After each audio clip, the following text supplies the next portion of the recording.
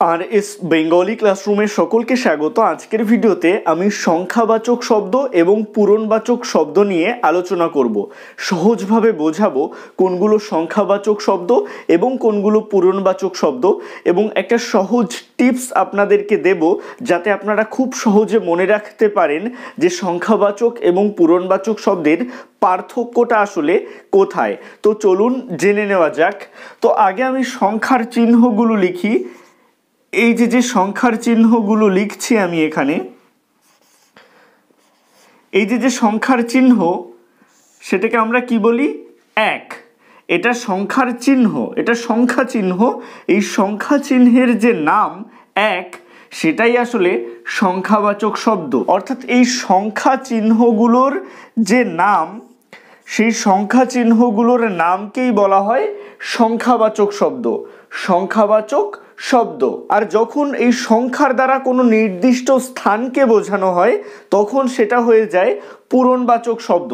যেমন ধরুন, প্রথম একটা নির্দিষ্ট স্থানকে বোঝাচ্ছে, দ্বিতীয় একটা নির্দিষ্ট স্থানকে বোঝাচ্ছে, তৃতীয়, চতুর্থ, পঞ্চম, ষষ্ঠ, এগুলো নির্দিষ্ট স্থানকে বোঝাচ্ছে। যখন নির্দিষ্ট স্থানকে বোঝানো হবে সংখ্যার দ্বারা তখন সেটা হয়ে যাবে পূরণবাচক শব্দ। তো এই সংখ্যাবাচক শব্দ এবং পূরণবাচক শব্দের যদি পার্থক্য বলতে বলা হয়, যে একটা পার্থক্য যেটা দিয়ে মনে রাখা যাবে যে কোনটা সংখ্যাবাচক আর কোনটা পূরণবাচক, এই সংখ্যাবাচক শব্দ আসলে সংখ্যার সমষ্টি বা যোগফল, আর পূরণবাচক শব্দ আসলে নির্দিষ্ট একটা স্থান, নির্দিষ্ট একটা স্থান।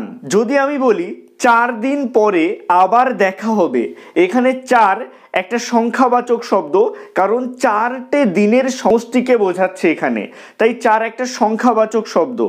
কিন্তু আমি যদি বলি চতুর্থ দিন দেখা হবে, চতুর্থ দিন অর্থাৎ ওই নির্দিষ্ট দিনটাকেই বোঝানো হচ্ছে, এখানে কিন্তু 4টে দিনের সমষ্টিকে বোঝাচ্ছে না, চতুর্থ দিন অর্থাৎ নির্দিষ্ট ওই দিনটাকেই বোঝাচ্ছে যেটা 3 দিন পরে আসবে। এটাই হচ্ছে সংখ্যাবাচক শব্দ এবং পূরণবাচক শব্দের পার্থক্য।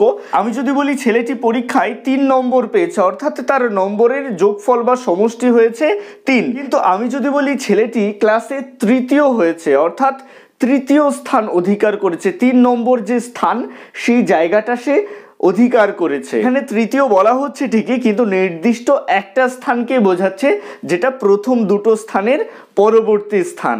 আশা করছি বিষয়টা সহজভাবে বোঝাতে পারলাম।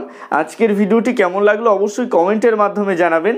ভালো লাগলে লাইক করবেন এবং ভিডিওটিকে শেয়ার করতে ভুলবেন না।